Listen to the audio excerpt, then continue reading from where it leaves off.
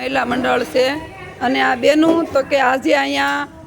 વૃંદાવન જીવદયામાં આ બેનો ગોપાલભાઈની ગૌશાળા આવ્યા છે અને આ ગૌશાળાની અંદર આ બેનો આજે 1 તારીખ છે ને બુધવાર છે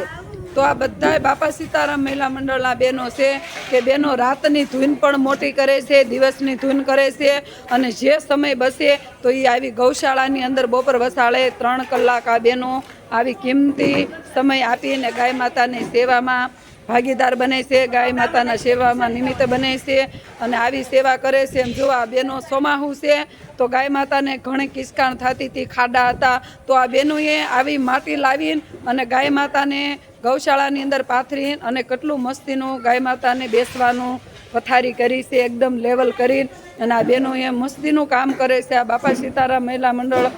નાનું મંડળ છે પણ મોટું કામ કરી બતાવે. જો આ બેનું આ નકરું બોલતા નથી, આ નકરા વિડિયા નથી ઉતારતા, પણ ખરેખર ગૌશાળાની અંદર જઈને અને આ લોકોને પૂછજો કે આ બેની કેવા સેવા કરે. તો કળિયુગની અંદર જો આ બેનું સુરતમાં રહેલા છે, સુરતમાં જન્મ છે, છતાં આજે ગાયો માટે એ બેનું શીખે છે કે કાંઈ નહીં, અમે 2 પાવડા નાખીશું પણ અમને ગાય માતા માટે અમને એવી સેવાનો મોકો આપો, ગાય માતાની સેવામાં લાભ આપો. તો આ બેનું બિચારા બધાય જો આ 42 ડિગ્રી તાપમાનની અંદર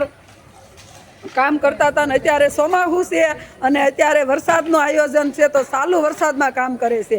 ઉનાળામાં 42 ડિગ્રી તડકામાં કામ કરતા હોય, અત્યારે ચોમાસું છે તો ચાલુ વરસાદમાં બેનું ગૌશાળાથી અહીંયા આવે છે, ઘરેથી ગૌશાળા આવે અને ગૌશાળાની અંદર તો કે આવી ફૂલ પથારી ગાય માતાની વ્યવસ્થા કરતા હોય, ક્યાં ગાય માતાને પાણી પડે છે, ક્યાં ખાડો છે, ક્યાં પાણી ભરાય છે, આવી બધી નાની મોટી ગૌશાળાની બધી મુલાકાત કરતા હોય અને નોંધ લેતા હોય અને આવીને આવી સેવા કરીને અને ગાય માતાને રાજી કરે છે અને ગાય માતાના આશીર્વાદ લે છે. અને આ એક બેન અમારે છે ને બહુ રમૂજી છે, ગાય માતાના ગૌ પ્રેમી છે, ગૌ ભક્ત છે. તો આ બેન આઠે પર આનંદ જ કરતા હોય અને આ બેનનો આનંદ જોઈને તમે પણ આવો આનંદ કરતા રહેજો અને ગૌશાળામાં આવજો. અને અખંડ આનંદ છે ને નંદ છે ને નંદ છે ને આ કૃષ્ણ છે, કેમ કે કૃષ્ણ ભગવાન ખુદ આનંદની અંદર જ ભગવાને આનંદ કર્યો હતો ને બધાને કરાયો હતો અને આ ગોપીઓને એટલો આનંદ કરાયો હતો ને ગોપીઓને એટલે હાસવી હતી. તઈ આ ગોપીઓ અત્યારે ગૌશાળાની અંદર આવું કામ કરે છે, કેમ કે આ બેનોની હારે કાળીઓ ઠાકર છે, ત્યારે આ ગોપીઓ હારે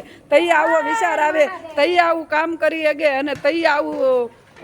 સેવા થાય. નકર સેવા કરવી તો બહુ કઠણ છે, પણ ખરેખર જો તમારી અંદર એવો ભાવ હોય, નિસ્વાર્થ સેવા હોય તો ગમે ત્યાંથી તમને સેવા મળી જાય. પણ તમારો ભાવ એક શુદ્ધ હોવો જોવે અને એક નિસ્વાર્થ હોવો જોવે તો ભગવાનને જરૂર તમારે કળિયુગની અંદર નોંધ લેવી પડે ને લેવી પડે. તમારે ક્યાંય ભગવાનને નહીં ગોતવા પડે, પણ ભગવાનને એવું તમે કામ કરો, એવી સેવા કરો કે ભગવાન તમને ગોતવા મળે એમ. તો ખરેખર અમારું બાપા સીતારામ મહિલા મંડળ આવી સેવા કરે છે, આવી ધૂનું કરે છે અને કોઈ પણ ગૌશાળાની અંદર જરૂર હોય ગાય માતાને તો એ તરત આ બેનું ત્યાં હાજર થઈ જતા હોય. જ્યાં એને શેડની જરૂર હોય ને શેડ બનાવતા હોય, જ્યાં નિર્ણયની જરૂર હોય ને નિર્ણય અપાવતા હોય, જ્યાં સેવાની જરૂર હોય ત્યાં સેવા આપતા હોય અને આવું આ બેનો કાર્ય કરે છે. તો આ બેનોને ગાય માતા પાસે હું ભગવાનને કહું છું, કાળિયા ઠાકરને અને ગાય માતાના આશીર્વાદ આ બેનો માટે કાયમ માટે રહે ને આ બહેનોનો પરિવાર સુખ ને શાંતિ ને સંપત્તિ આપે ને સહી સલામત રાખે એવી આપણે કાળિયા ઠાકરને પ્રાર્થના કરવી કે આવી ને આવી સેવાઓ આ બહેનોને હાથે થાય અને આ બહેનોના જીવન પણ ધન્ય બની જાય અને આ બહેનોના આવીને આવી એના ભાતા ભરાય અને ધર્મના કામમાં આ બહેનો આગળ વધે એવું ગાય માતા પાસે હું પ્રાર્થના કરું છું કે શક્તિ ને ભક્તિ આ બહેનોને એવી આપજો અને એકદમ નિરોગી રાખજો, એટલે કાયમને માટે બહેનો આવીને આવી સેવા કરે. તો ગાય માતાને અને કાળિયા ઠાકરને હું હૃદયથી પ્રાર્થના કરું છું કે આ બધાય બહેનોની જોડીયું સલામત રાખજો અને બાપા સીતારામ મહિલા મંડળની જોડીયું પણ સલામત રાખજો અને આ બહેનોના એકતા કરજો, ભાવ કરજો પ્રગટ એમાં અને પ્રેમ લાગણી છે ને એ જ આપણો માનવ દેહ છે અને એ જ આપણી માનવ સેવા છે અને એ જ આપણી ગૌ સેવા છે. તો બોલો કૃષ્ણ કનૈયા લાલ કી જય, રામચંદ્ર ભગવાનની જય, દ્વારિકાધીશની જય, નીલકંઠ મહાદેવની જય, સતગુરુદેવની જય, રામા પીરની જય. હરિ ઓમ નમઃ પાર્વતી વતી હર હર મહાદેવ.